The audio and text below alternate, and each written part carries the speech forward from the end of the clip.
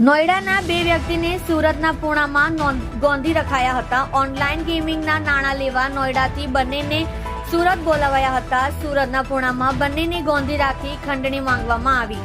આરોપીઓએ ખંડણી માંગી 3 લાખ ઓનલાઈન પડાવ્યા. નોઈડામાં માસિયાઈ ભાઈએ કંટ્રોલને જાણ કરી. લોકેશન પૂણા પોલીસનું બતાવતા કંટ્રોલ રૂમમાંથી પૂણા પોલીસને જાણ કરાઈ. આરોપીઓને પોલીસ તપાસની જાણ થતા બંનેને છોડી મૂક્યા.